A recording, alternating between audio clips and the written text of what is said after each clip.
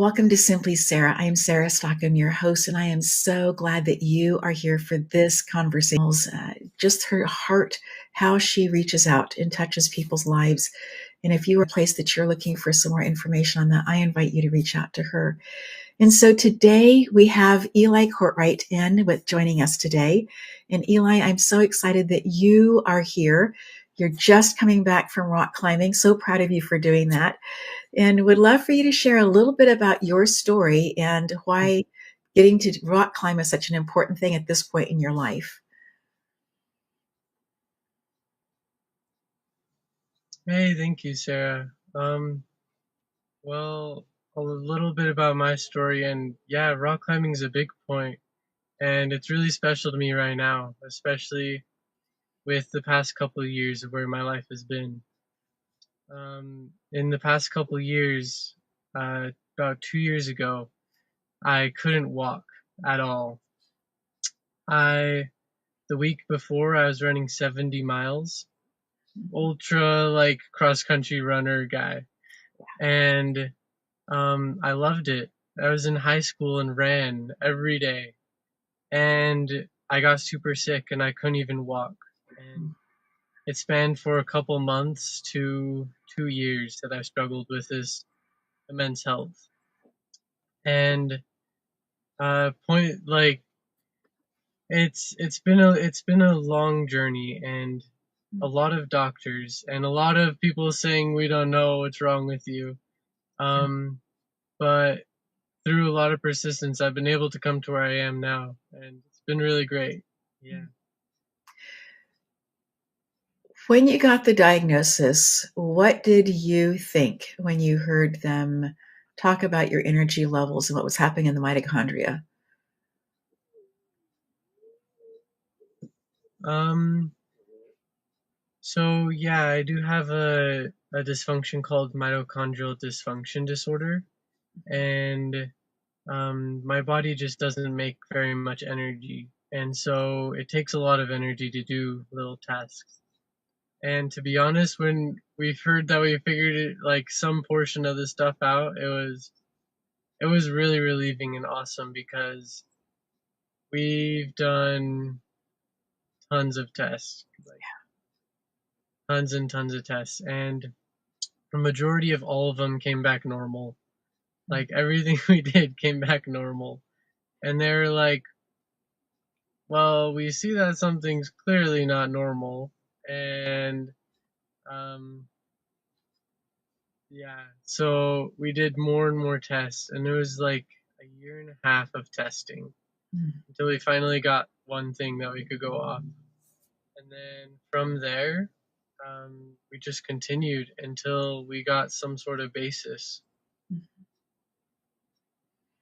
Yeah, And how do it you? was it was really great. I am so glad that they were able to finally identify because just having knowledge about what it is can be so helpful in terms of how you choose to rest when you need to and how you choose to fuel your body. So you were coming from running 70 miles easily in a week to not being able to walk. As you have begun this process of living with this and figuring this out, what are some of the things that have been really helpful for you, Eli?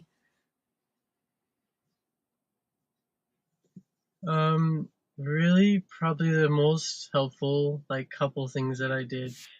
Of course, it was really, really tough for me to go from 70 miles a week to barely being able to move, being stuck on the couch and like being carried around the house.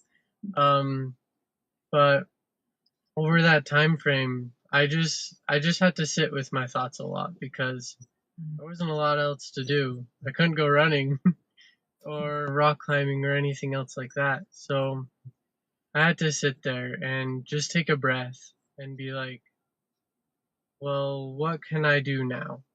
What can I work on now to get a portion better? And I started I started counting steps, and I started counting like 5 steps a day. Like it was like so silly for some people, like 5 steps a day. And really though, I started counting from like really low steps. And then one day I got up to 200 after getting up to like 20 each each uh each day for a week.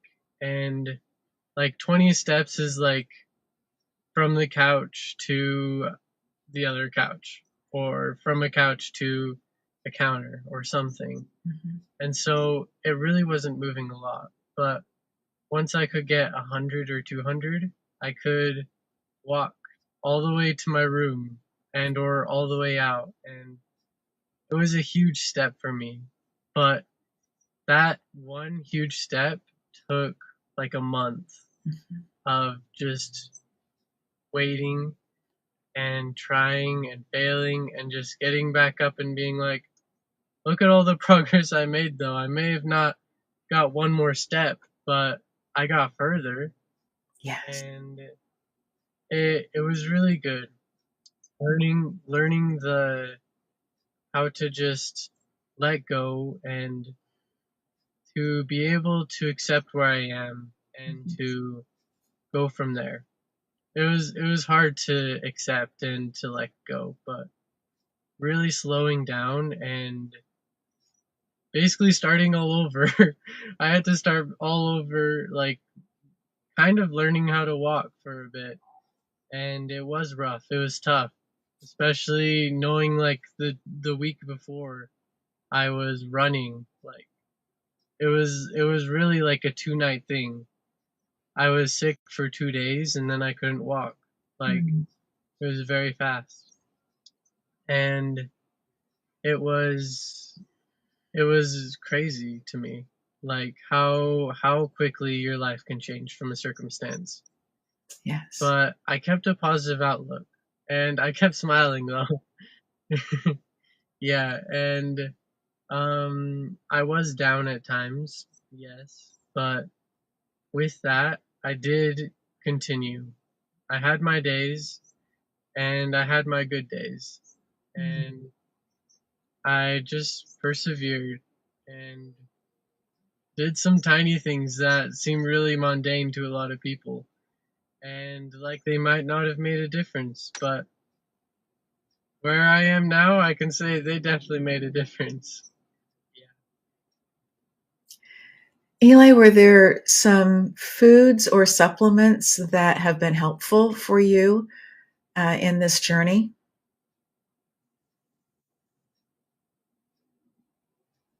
What? Have there been foods, things that you eat, or supplements that you Um, take that have been helpful for you to boost the mitochondria? yes, there's been my stepfather Reed. He analyzed everything. He went into the entire electron transport train to try and figure out how my body was making energy and what we could do. And we started supplementing everything we could find that my body would use in that chain. And that, after supplementing and trying some things that weren't so popular, like ozone and uh, oxygenating your blood and stuff, and some other random things, I started getting much better. And right now, I am basically surviving off a list of vitamins. Mm-hmm. And the one that made the difference, the one that like made everything so much better, was methylene blue. And it's weird. It's this blue dye that they made safe to congest. And I take it and I have so much more energy, Mm-hmm. and it's incredible. And if I forget all my other supplements a day, I take that one and I'm still doing much better. Um, it's been a long journey Yeah. and a lot of different supplements. Yeah, but methylene blue has been a game changer for me. Mm. It's really spun a 360 on everything and helped me be able to do a lot more. Speaking of doing more, we're going to take a quick break here, but when we come back, I would love for you to share about being Mr. Yo-Yo because you have so many gifts. We're going to take a quick break. We'll be right back. This is Michelle. She teaches women how to forgive the people who betrayed them, not by asking them to talk about it, but by helping them express it through art. She's an art therapist and the creator of the art of forgiving, a class that turns emotion into expression. No therapy jargon, no pressure to explain, because forgiveness isn't about the other person. It's about setting yourself free. This is Michelle, and this is the art of forgiving. Are you ready to enrich and deepen your relationship with the spirit world and increase your knowledge of the shamanic journey? Then this is for you. The first step of the shamanic journey is to discover your power animal. This process allows you to step into spirit's energetic field where they share their aspect of the divine's power. And as a result, you begin to realize the significance of their sacred power and what it means to you personally. Katie Ingersoll is a highly sought shamanic and Reiki teacher, a practitioner, a spiritual counselor, and educator. With grace, she integrates the rich teachings of the wise ancient ones into her workshops, encouraging her students to mesh these teachings into their everyday lives. For details of how you can discover your power animal, reach out to Katie at katieingersoll@gmail.com. You can also find her as a qualified teacher and practitioner on Sandra Ingerman's shamanicteachers.com. Katie Ingersoll's classes and workshops are fresh, unique, fun, and informative. Ready to deepen your shamanic understanding? Reach out today.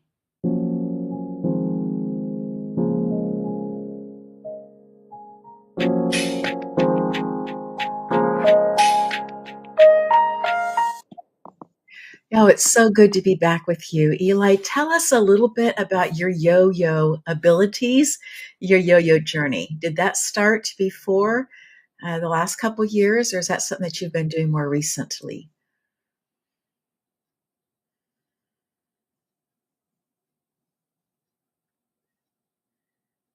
Well, that's a good question. Could you repeat it so I could think a little bit more about it? Absolutely. The yo-yo, that you are the yo-yo man. And when did you begin playing with yo-yos and begin to learn how to use those talents with the yo-yo? All right. Well, I started yo-yoing when I barely just got into middle school, and it was a weird talent, to be honest. Like, nobody else yo-yos, and I wanted to professionally yo-yo. So you do competitions and you learn much harder tricks and stuff. Well, um, every second, whenever I had free time, I would pull out my yo-yo and go to the corner of the class and start yo-yoing. And it taught me a lot of perseverance, mainly because a trick is really hard to get down. You have a yo-yo and you're gonna swing it around and then try and land it on the string. And sometimes the string you're trying to land it on and balance it on is really tough. And so sometimes I'd be sitting there swinging the yo-yo, trying to get it to balance on this one string for hours. And other times I would get it in one shot. Well, it was a lot of trial and error. and just continuing. And I might not even have like a portion of whatever the trick is supposed to look like, but after practicing and practicing and practicing, I eventually got somewhat it to look. And it was, I think it taught me the fundamentals of uh, trial and error, and to just continue and have hope and faith. And uh, especially during that time is when I also started running cross country. And I made parallels to both running and yo-yoing, and how some things related. Like in running, you're not just gonna run a sub 25K. Like, it takes time and it takes practice. And same with the yo-yo, I'm not gonna be able to do it perfectly, and it takes time and practice. And so I just worked on it, and I did it over and over again, and I got to the point where I became fairly good. And I did a couple talent shows, and I did one mini jam competition in Utah with some of my friends, and it was really good because it was something I was able to hold on to, and that I was able to do anywhere to give some people some sort of inspiration or hope. Yeah. And I could carry it around and take it with me. And I related things to the gospel, like trial and trial and error again. Like, life's not going to be perfect, and we get knots in our strings sometimes. And like, we don't know where we're going to go. Like, life gets us tangled and stuff, but we're always in somebody's hands, and they know what they're trying to do, and they know where they're trying to get the yo-yo and where it's trying to be led. And so sometimes we just need to take a breath and let go and do the best we can, but not be fixated on trying to control it. Yeah. I really appreciate the theme of leaning into the fact that things can take time. And then the other part of that, the perseverance that you have, that you've encouraged inside of yourself by taking up yo-yoing and practicing. It takes, like you said, things can take longer to learn a trick than what you think it might. And then in that space that you continued to keep showing up, keep trying. And I also like your parallel about knowing that you're in someone's hands, that things may not look like you want them to look necessarily, but it's not the end, not the end of the trick. It's not the end of the story. It's not the end. And so that space of trusting as well. What have been some of the things in the last 6 months or so that have been very encouraging to you? The last 6 months or so, let's see, I finished high school. I'm graduated now, and I'm about to head on my mission. I'm serving a mission for the Church of Jesus Christ of Latter-day Saints. And my whole purpose behind this and my aspiration in doing this is I want to give people more hope, and just hope for better days, and something to look forward to. Yeah. And so over the last 6 months, I've been really trying to prepare for that and get stronger so that my body's in a place where I can do that too. And so I've been rock climbing, I've been running, I've been studying and learning about other inspirational stories like the ones you've set so many on your channel and stuff. Yes. And just I've just been really focusing on preparing for that and how can I help people have a greater hope Yeah. and to hold on to something, find something to hold on to that gives them a reason to persevere and Yeah. something to hold out for. Mm. And yeah. Mm.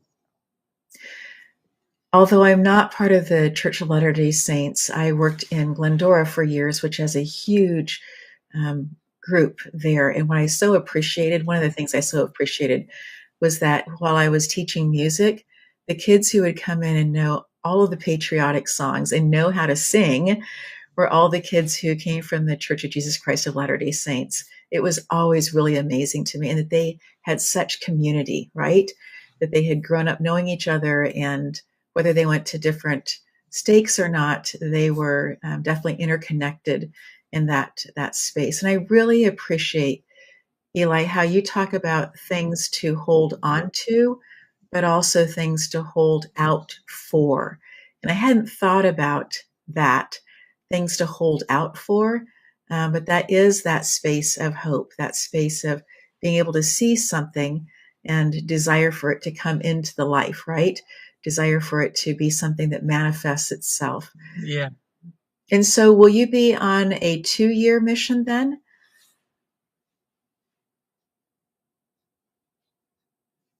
Yep. I'm going to be out for 2 years and I'm heading to Texas. I got called to Dallas, Texas. And so I'm Okay. excited to go down there and meet the people and to share a message of hope. Not so much of my goal is not to try and convert everyone. I know there's controversy in our church about that.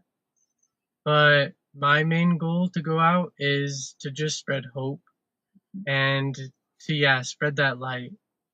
And even if they don't join, I honestly don't mind. I just want to give them more reasons to hold out and to not give up on this life so easily. Yeah. Yes. Yes. So I'm excited and I'm looking forward to it. Mm. So, how will you care for your health while you are pretty far away from home, and the support that you've had over the last several years? How are you going to keep your health Yeah, so strong?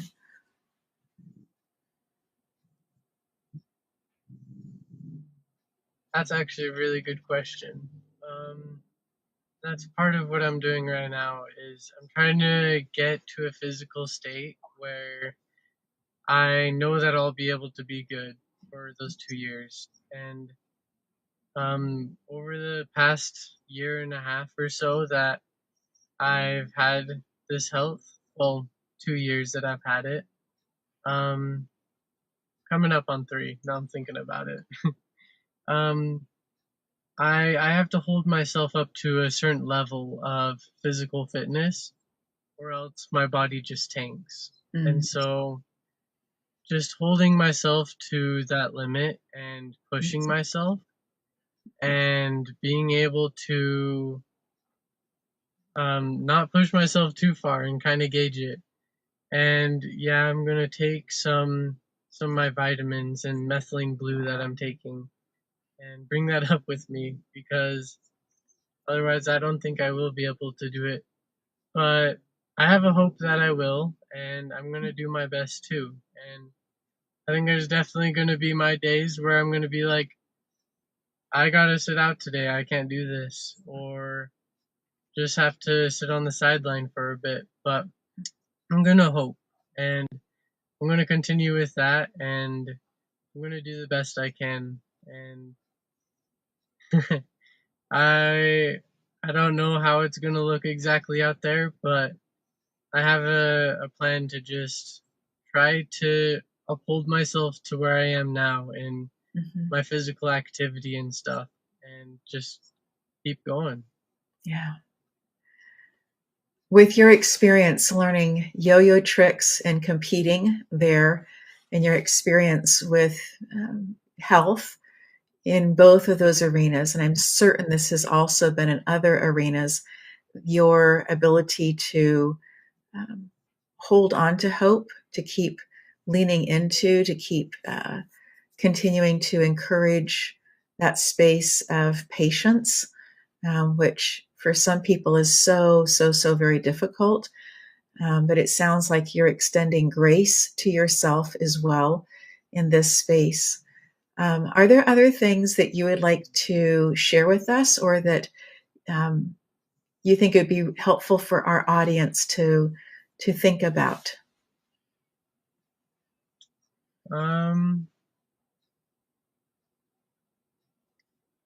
Anything else I'd like to share? I don't have a whole lot. Just kind of, there's a lot of stuff to do in life.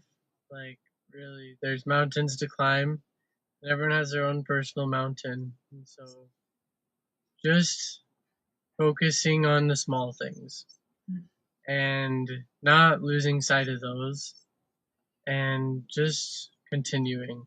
I think consistency is one of the biggest changers in my life, and the willingness to just try and try again, because I've failed more times than I can count.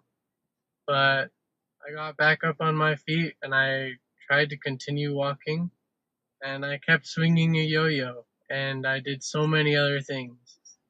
I fell in off a lot of rocks trying to rock climb, and I've had some scary nights camping. Like, I've had a wide range of failure, but I've also had a wide range of happiness and willingness to accept where I'm at and to grow from it. And I think growth is the main reason we're here. And just persevere, hang out, and know that there's always better days ahead. Such a profound message that you so gently and easily share, Eli. I so appreciate that. Are there things that you'd like to reiterate for our things that you've said that you'd like to make sure that our audience holds on to as they walk away from this conversation?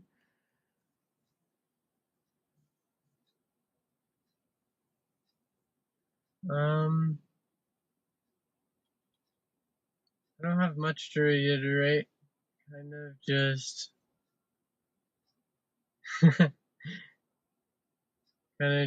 hope. Just continue and hope, because without hope and without a faith, or without a belief in some sort of better, or some sort of better day, or that you may get better, or to improve or grow, there's always a hope for some sort of better. And that's that's that's what I like. And I hope to give the world that, just some sort of hope that they can grasp onto. Yes. And it doesn't necessarily have to be the same hope I have. Just a hope that they can grab, and a hope that they can hold. Yeah. Eli, I so appreciate your time. I appreciate you challenging yourself in the rock climbing. I appreciate that you have taken the things that you have learned, the yo-yo, your persistence there, and applied all of those things to what you're working on today. And I'm just so excited for what's happening next for you. The opportunity to continue to watch your body and the mitochondria choosing to work together so that you can do the things that you love to do, the things that bring you encouragement and hope as well. So thank you so much for joining us today. And thank you, Sarah. Absolutely. Absolutely. And so to our audience, we say thank you to you for being here, for listening in, for leaning in to hear Eli's words, his gentle way of sharing this incredible message of being able one week to be running 70 miles and then coming to the next week of 2 days of feeling really, really sick and then not being able to get up off of the couch, literally having to have family members help move him from place to place.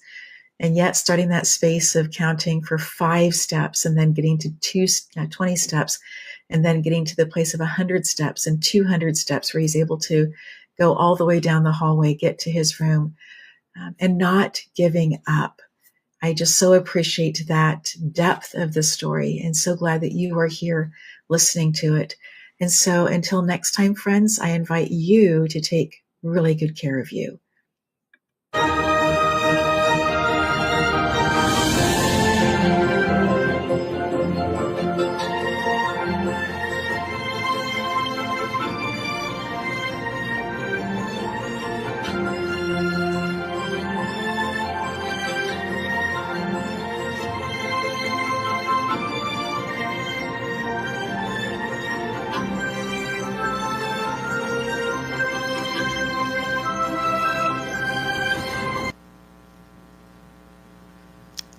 Hi, Sarah. Welcome to the Soulful Speaking Podcast. I'm so excited to have you. I'm just so pleased to be here and to share this space with you. Every conversation we have is one that sparks something different inside of me, but also brings some level of enlightenment. So I'm looking forward to this, friend. Me too. Me too. And I have been on Simply Sarah a couple of times, and Sarah is graciously letting us borrow her recording studio today. Sarah Stockham is the host of Simply Sarah, a TV show and podcast that supports service-focused leaders with stress-free strategies, mystical inspiration, and real-world tools for leadership and healing. With over 30 years in education and a deep background in Reiki, she brings wisdom, warmth, and transformation to everything she does. Thank you again for being here. Yes, thank you. This is just good. And I loved what we did before we hit record, that time of being together and connecting and grounding is such an important piece. And it's a part that typically the audience doesn't know about or doesn't realize happens. It allows us to come into this space ready to share, knowing that we are in alignment and it's going to be a great conversation. Yeah. I would love to start, as I start with almost everyone. Sarah, where did your speaking journey begin? I was in high school overseas. My parents worked overseas. And I remember having an assignment, and we had just moved back. And so we'd been here in the States, and I had felt very comfortable. We'd actually lived here for about 3 years. And so I had felt really comfortable in the high school that I was in. And, I had been on stage and had done, and part of the musicals, and it just had felt good, right? Had this assignment, and we're supposed to come in, and we have 3 minutes. We're supposed to have our cards ready and everything. I walk into class and sit down, and I'm not ready. Like, it hasn't even registered to me that I'm supposed to be doing anything at all. And people get up, they're seniors, I'm a junior, they completely have their everything perfectly scripted, their cards are immaculate, and I just flub. I don't know what else to do. And I remember looking out the window as I'm trying to speak. You don't want to make any eye contact with anybody. And I knew in that moment that things were going to change for me. So that's where we began. How did things change for you after that moment? I have a beautiful background as being a musician. And so I had been on stage. I knew, and my closet for years had a lot of black in it because I played piano, whether it happened to be for worship services or if it happened to be for musicals or weddings or funerals or you kind of name it. I knew how to be that secondary part that was bringing in part of the emotion for the moment. And then I became a classroom teacher, and that gave me an opportunity to have my own audience multiple times a day, every single day. But in there, then, it was really as I was, um, we were closing down an elementary school in Southern California. And as a result of that, of low enrollment, we began shifting people around, and they moved me into this space. And we did have conversations about it before this happened, that I would move into teaching music. And I had a music background, so it made sense, right, Lori? Mm-hmm. But that space of, I wasn't a vocalist. I had been in choirs. We had recorded. I had never been a soloist in those particular in college and beyond. And so for me, that space of how do I show up? And I know that there are important things to do when you stand. I know there are important things. And as a classroom teacher, you're able to teach and keep moving, right? Mm-hmm. When you're in front of a choir, you're not supposed to necessarily be doing that. And then keeping 400 kids focused when we are going to be performing for a sold out audience just gave me spaces to, again, look at what I was doing, how I was doing. Were there ways that I could choose tools that would help me to not stutter or get ahead of myself? Were there ways for me to stay present in what I was doing? Because you rehearse the day for this big performance, you go home, you're tired, you're hungry, you're supposed to somehow pull it all back in together. And then the evening, you have a whole different crew that's there to manage the kids. So people who've been in the morning are not necessarily the adults who are there in the evening. Mm. And so you're walking into a whole different thing. And how do you keep your energy up? How do you stay focused beyond having the notes and having the music in order and all those things? How do you make it all happen? And so it began quite a different trajectory for me in terms of what I was looking for myself, for that quality of bringing in the emotion, bringing in the right feel, narrating at different times, the right feel for what we were wanting the audience to feel. So moving from a musician perspective, having lots of black, into needing to be the conductor, being the person who was making sure that all the things were happening as they were supposed to be. Had an incredible support team. Cindy Tier, I will love her the rest of my life for all that she did to make sure that those 400 kids were on stage where they were supposed to be, and all that she did to make that happen. I am also so grateful for her input also in those spaces. I hear a number of different things in that. It sounds like, oddly, the way synchronicity works, oddly, not oddly, when you were a child, you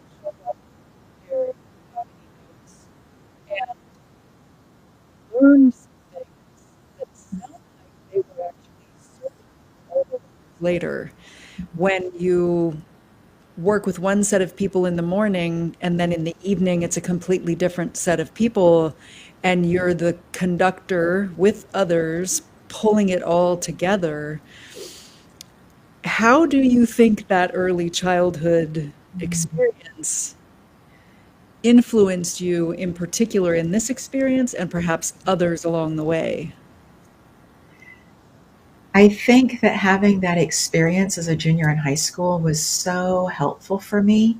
And there were other experiences also, but that one was so pivotal for me. And I've never spoken about it until today because of that space of knowing what rock bottom feels like. I was able to walk out of that class. I didn't get the grade at the end of the time that I had expected to get. However, I was still alive, right?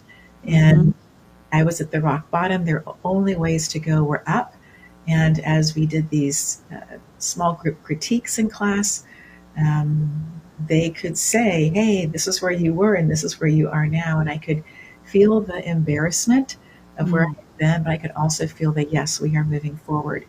And so super helpful that for me in that space, to have that experience and to be able to go, okay, we're still breathing, we're still alive, we're all right.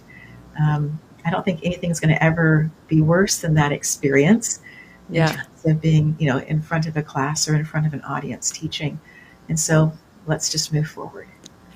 What was it in you that had you keep going? I've talked to a lot of people If I'm having a conversation with them, they may have had a rock bottom experience at some point in their life, and they stopped at that point. What was it in you that called you forward to keep going? Laura, that's such a deep question, and I'm just kind of processing it from different points. What that was, part of it was the community that I was part of overseas. Having grown up overseas, there weren't a lot of expats there. And so we didn't see each other just at school. We hung out in the evenings together. We did square dancing. I know that I'm in some ways dating myself, but overseas we held on to things longer perhaps than we did here in America. Mm-hmm. Things that worked, right, for community. And so there was one part of the community that was incredible at making donuts, and so everybody would be invited over when they did, the big donut thing. All of us would show up. So I think also there was this the adults and the kids who were growing up. We would call them aunt and uncle, even though there was zero blood relationship between us, Mm-hmm. just out of respect because Mr. and Mrs. was way too formal and because we did so much life together. And so I think that there was this being part of a community and watching other people, my classmates, not do as well in other things and yet still be okay. There was this space of movement. We just keep moving forward and we're all right. And we had gone through a number of really big political upheaval events together at different points. And so there was also this sense of, I got your back. We're going to be okay. We're going to be together. So I think that part of that was this underlying having a community that even though all of us were jumping in and out of it, Mm-hmm. because people had different furloughs, people worked for different agencies, and so not all of us were on the same, which was good for continuity as well. But I do think that having that space of community and having the older people there and being able to watch them, we had people who were just of such high quality. Mm-hmm. One of them went before the UK Parliament to say, we need $1 million for this particular project, and got it, right? Mm-hmm. Sitting on your hands, trying to bumble through something and be able to have that kind of thing happen. And so I think also watching people around me working on different things, growing in different ways. I have 2 older sisters. Both of them are very proficient, not just in school, not just in their writing, but being able to communicate how they wanted to. Mm-hmm. I was the one who had the blonde hair. I'm so different than them. Mm-hmm. I had them as people who were people to look up to, right? And so there was also that type of, watching my older siblings, because I was the towhead and they came out with black hair from the beginning. So, Mm-hmm. Yeah. So even though you were different than your sisters, there was a community that you belonged to. Yes. That was really supportive, which is such a blessing anytime, and particularly in high school. Like, I'm just imagining the fork in the road of the direction that this could have gone for you in high school. And instead of having that, you had a supportive, nurturing community with people having an impact, people contributing both in the community and in the larger community of humanity that you could follow. And I think also, going back to being, I may have been 4 or 5, there's a recording someplace of everybody playing recorders, a wooden flute, because it's really, really easy to teach children. And so there were children, there were adults. We were way out, and we were in the rainforest in Africa for this particular memory. And I wasn't able to play the recorder yet. And yet they said, Sarah, we need a triangle player. So, this is where you're going to play the triangle. And so even at 4 and 5, that whole space of inclusion, right? Mm-hmm. We're going to do this together, but everybody gets to be involved at the level that they're able to be involved in. And I think that was really, really pivotal for me as I reflect back at this point, in terms of everybody has something that they can contribute. And maybe it's not going to be at the same way as everybody else, but the story that you have to share is really an important story.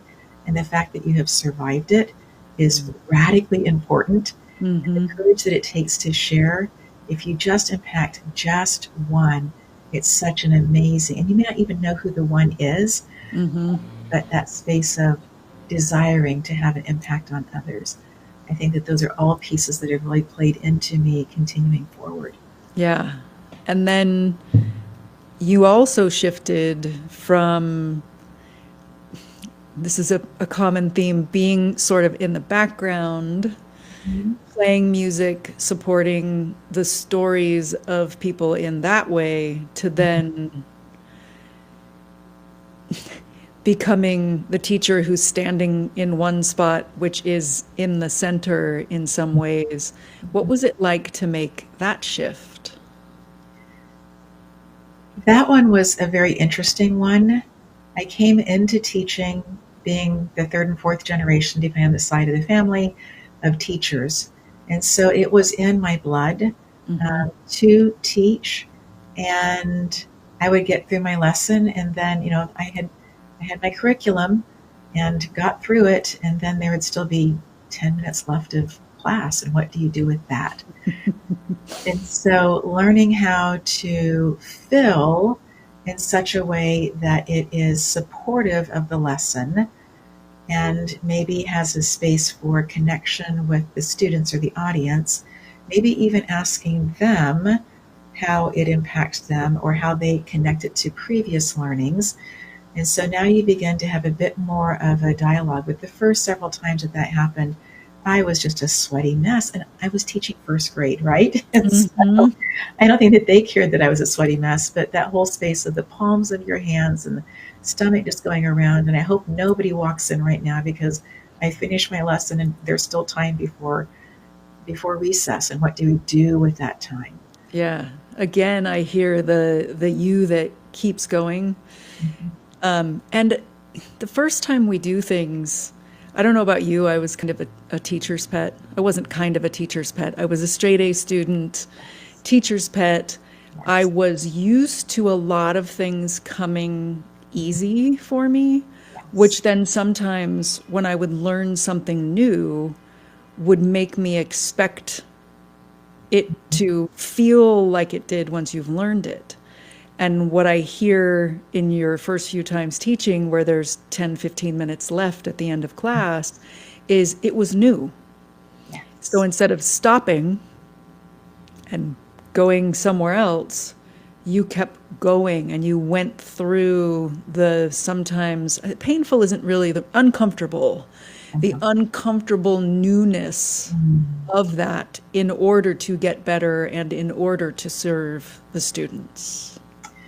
One of the things that when I later on became a mentor teacher to brand new teachers, is we would share with them a couple things. One is, if you're going to have a conversation with anybody, parents, children, doesn't matter, have something there, a document, a book, something that you can both be looking at to have a conversation about. So this now you have a third party or something else, right? And the second thing was to new teachers, this feels really uncomfortable. You're going to have some part of this that's going to feel really, really good, whether it's your delivery, whether it's your curriculum, whether it happens to be the timing, the spacing, whatever. There may be a part that feels uncomfortable with interacting with adults or children, or somebody who just walks up in the door and says, hey, we need to have this, or all of a sudden in the middle of this incredible lesson, you have a fire drill. So there's going to be something that's going to feel, but once you teach the curriculum 5 times, you own it. And now you can change the order, you can change the pacing so much better because you own the curriculum.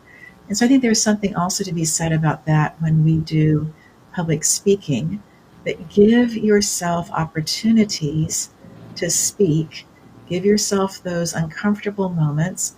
And just like what happened for us before we hit record today, there was something that had never happened before. And you say, what are our options? How are we going to move forward with this? And we did. We moved forward with it. And so I think also that space of internal grace And I think that also, I call myself a recovering teacher because I also lived, like so many teachers have in the past, that you have this state test that you have to give at the end of the year, and that all your kids need to jump to at least this whatever. I mean, when I started teaching in Southern California, we had STUL objectives, STULL, and that was, 85% of my students will do, and you just kind of go through 85% of the curriculum. They will test at 80, just all the way through. And you were looking to have these benchmarks, and at the end of the year, then how you were seen was graded on that. So however you are teaching, however you are speaking, however you are in the space of sales, whatever that is, every single one of us is trying to convince other people of something at almost every single moment. Whether it happens to be, let's do this for dinner rather than that, whatever it happens to be, there is something behind that we are desiring some type of end product out of it. And whether that happens just to be to say, I marked it off, I got the taxes done, I spoke to the tax person, we're done, I can mark it off my list, whatever it happens to be, there is an end point that we are looking for. And I think that becoming really clear what that end point is for ourselves, it can be a very, very helpful place to be also with that. But give yourself that space of grace, of doing something multiple times, and to notice how you are growing in that space. Yeah, what a wonderful mentor it sounds like you were. Not only to let them know some parts of it are going to feel good, some parts of it are not going to feel so good right away, to remind them. I have a tendency to just not even notice the parts that look good, the parts that went well. So the reminder of that, and then the freedom of once you've taught it 5 times, you own it. And there's even a musicality in how you talk about that, which I love, that there's a flow, and the way I might teach the exact same lesson plan, if we give ourselves that kind of freedom, would be very different than the kind you have, and the kind of class you would teach. And the end product, you made me think of 2 things. One was I flashed on Brene Brown when she was on something of Oprah's, and she said to someone, this is after she'd been in the arena, as she would put it, for a while, and she was talking to someone else, and she said, you are going to be judged one way or the other. That's human nature. So you might as well decide how you want it to go, with a real fiery intensity that I flashed back on.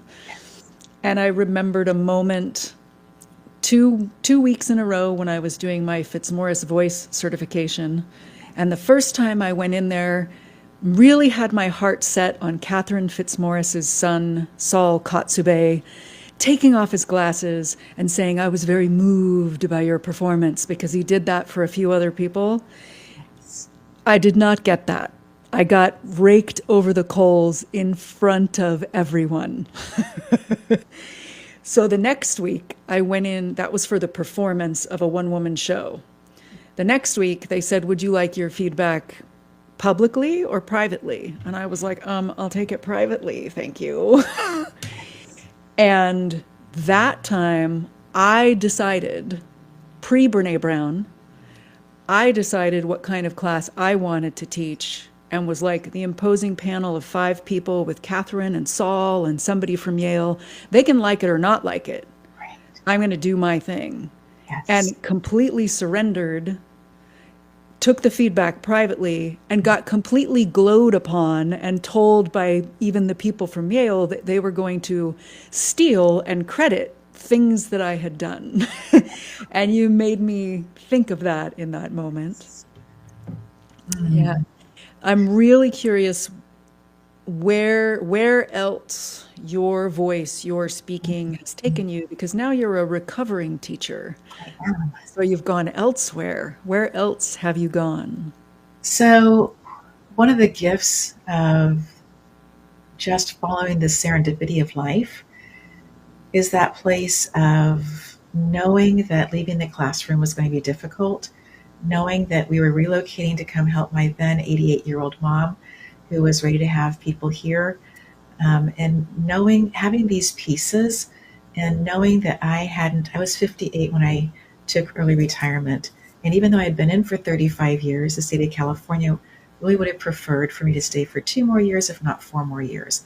And so I felt like, again, recovering teacher, I felt like I was exiting early, right? Mm-hmm. Yet all of the pieces in life were saying, Sarah, now is the time. Even within the last couple of weeks, my husband said to me, and we haven't talked about it for a really long time, said it really was the right decision and you really were ready to leave. I just couldn't see it because I couldn't imagine my life not teaching anymore. I Mm-hmm. couldn't imagine not being in that space of encouraging people to look at other ways of being able to do things. And so in the serendipity of life, of somebody I had met during the shutdown and had taken classes with and had grown to really appreciate her and love her integrity, Julianne McCurris, she had her own television show and was beginning to have had been offered her own network. And so E360 TV had said, we love what you are doing, Julianne. Have your own network. What do you think? And so she reached out to several of us and said, are you interested? And she'd been watching my work on YouTube, putting little tiny things in. I was recording them outside at lunchtime Mm-hmm. and on my lunch break, and just would have these, spirit moving. And I just, oh, yeah, I can do that. And so nothing amazing, but the content was out there. And so she reached out to me and said, would love to have this conversation. What do you think? And I said, I have never done anything like this. And technology and I can become friends, but we're not necessarily friends right off the bat. Mm-hmm. And I need to have a conversation just with my husband about this, just in terms of what are we thinking it's going to be like after we relocate? What is life going to look like? Is this wise for me to take on something new? And he looked at me and said, absolutely, try it for a year and see if you like it. Mm-hmm. What a fabulous off-ramp, right? Mm-hmm.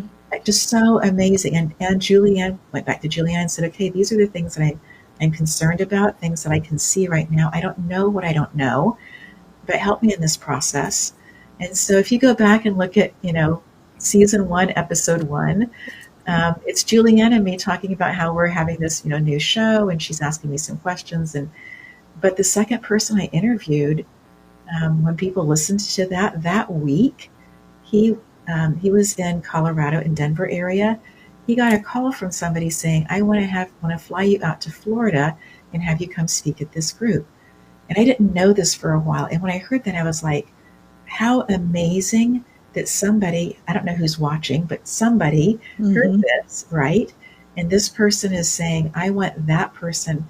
And so since then, another person, I don't ask everybody I interview, but one person signed a contract because they were on the show for $10,000 with a client. Another one is working with somebody, a listener, for a full year. The listener paid them $48,000. I don't know what's happening as a result of that in their lives, but I know that for me, this is gifting me that space of continuing to impact the world for good. There is so much out there, and there's so much good out there as well. And having people share their stories and the spaces of hard and how they got through that, for me, is one of the most enduring pieces of humanity. How do we keep encouraging each other? Mm-hmm. I think it's through listening to stories of other people who've gone through hard, and they go, oh, if they did it, I'm going to give it a try. Yeah, absolutely. And when you were saying you couldn't imagine not teaching, not helping people to consider things from different perspectives, I thought, well, you just found another way of doing that. It's a different format. And the you that is supportive and nurturing and helps people look at things from different angles and helps hold space for people as they leave the nest. Yes. It used to be kids, and now it's become people on your show. And just like when you teach children, anyone actually, you don't always get to see where it goes. And every once in a while, when you do, you're getting evidence of synchronicities. Yes. And then you can know for every one of those, there's probably at least 10 more that you're not hearing about, and then another 10 that are coming that haven't even happened yet. Right. Yeah. And being in that space, I think also, as you are doing, elevating the work that you know, elevating the work that you have done, elevating all of the things you have gone through, difficult, and have gotten to this place. You have wisdom, you have things to teach people. Mm-hmm. And this space of having your own podcast is another way of reaching so many people. And it's also a space of legacy, a space of later on, 50, 100 years from now, people will be listening in, listening into how we were talking about voice matters. And I love the title that you've chosen, because the voice does matter, but also there are matters of the voice that matter as well. Such a great, great title. Thank you. Thank you. I'm curious, what are your wildest dreams for your voice and your legacy? It's something that I still am processing nearly every day. What is it that I'm wanting? I believe in speaking positive into people's lives. Some might call it a blessing. And I've had people speak those blessings into me and onto the show. And the first time that happened, I saw the number 100,000 and I thought, well, that's interesting. But every single cell of my body was saying 100,000. And so I thought, we'll do whatever we're going to do. But okay, if we're supposed to have 100,000 listeners in the first year, great. And then I had a coach who said, whatever your goal is, can you do it in half the time? And I thought, oh, that puts a whole different spin on things. But going back and looking at that first year, we were at 100,000 within the first 6 months. And at the end of the first year, end of the second year, we were at over 380 some thousand people who were listening. And so our goal for this third year is 1 million. Why not, right? And so we'll see. I'm not wedded to that outcome. Say that this is successful. However, I know that our audience continues to grow around the globe. We have the majority of people listening in America, and then Canada, a group listening in Europe, we have Australia, South Africa. We are opening up India this year. And so I don't know. We'll see where it goes.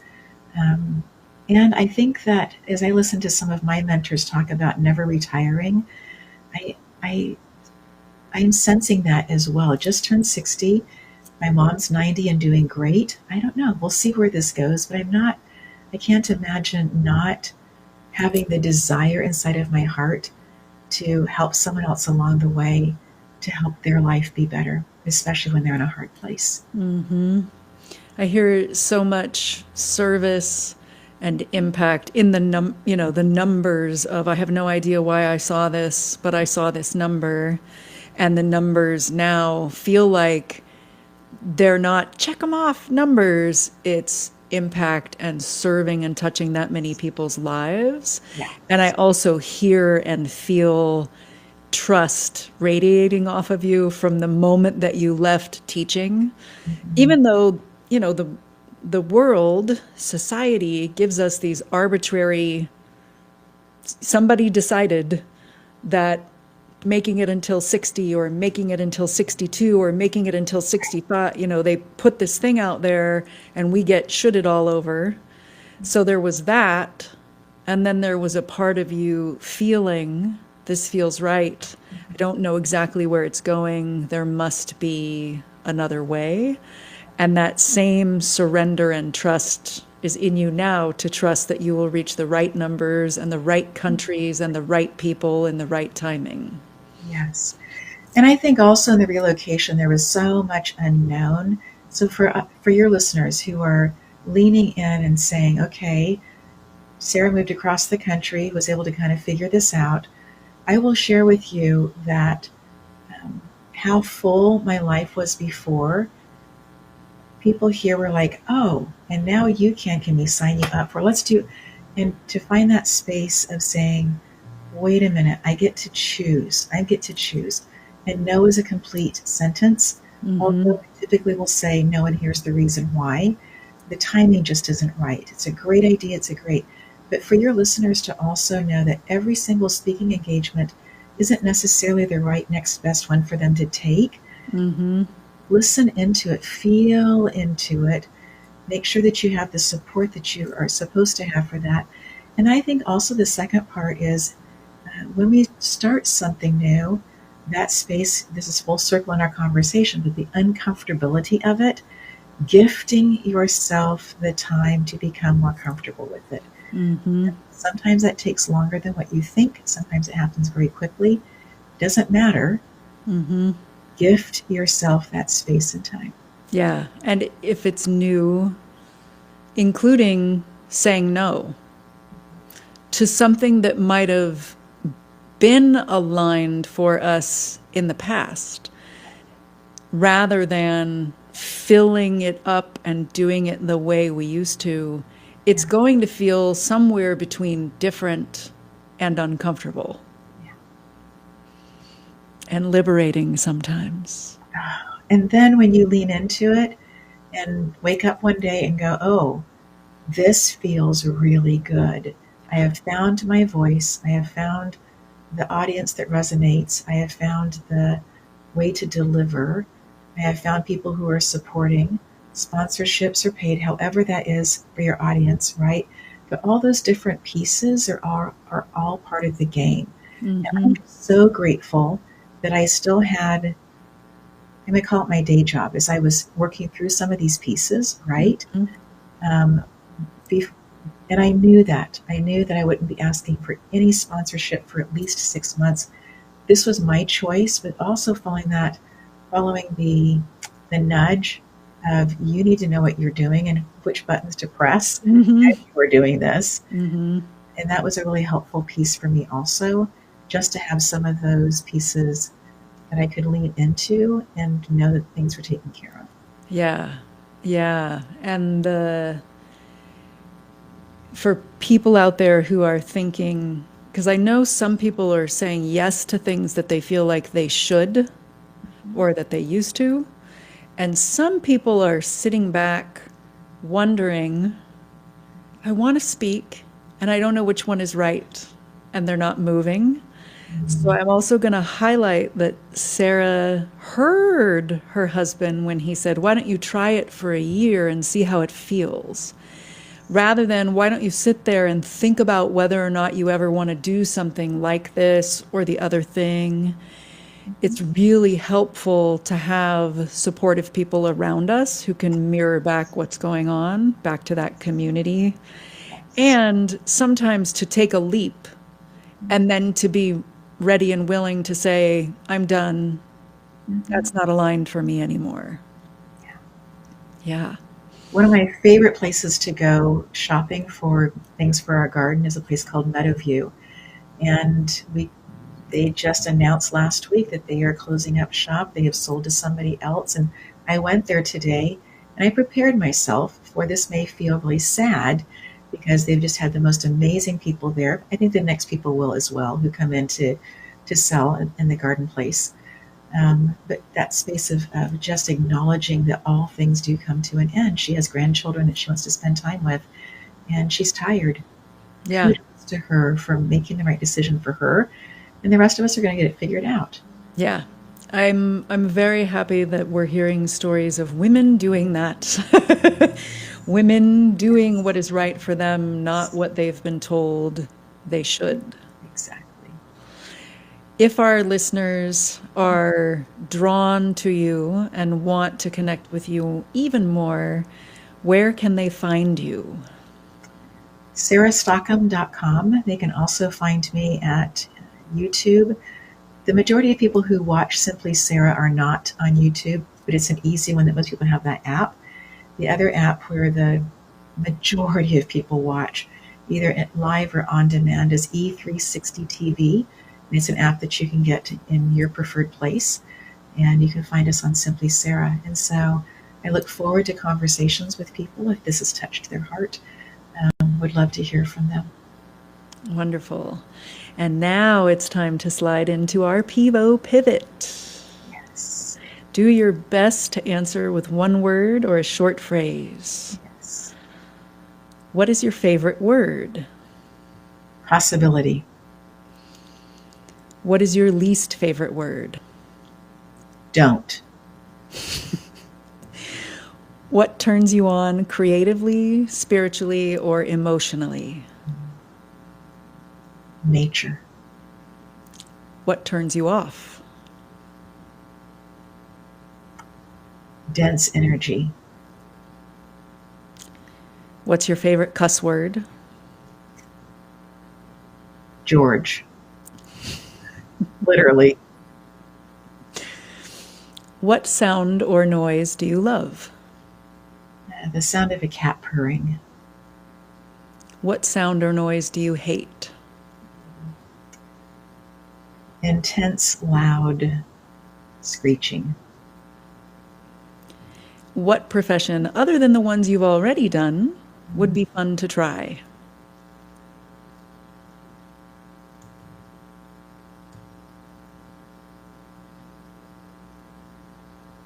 Brain surgeon.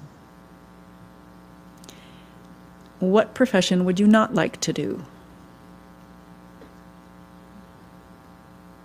Snap beans for a living. And Sarah, what do you hope people say about you on your 100th birthday? She embraced life. I allowed life to touch me, and I chose life. I have a fondness for that one. Thank you so much for allowing our lives to touch and coming here to be on my show. I've enjoyed all of our conversations, and I look forward to many more in the future. I do too. Thank you so much, Lori, and your audience is gifted with getting to listen to you and to lean into what you are sharing. And I just find our time to be together to be so good. And I'm just so grateful for you. Thank you. Thank you so much. And listeners, go connect with Sarah, follow her. And if this episode has touched you in some way, please share it with a friend, rate us, like us, all the things, so that more of the people out there who would love to hear Sarah's story and other guest stories can find us.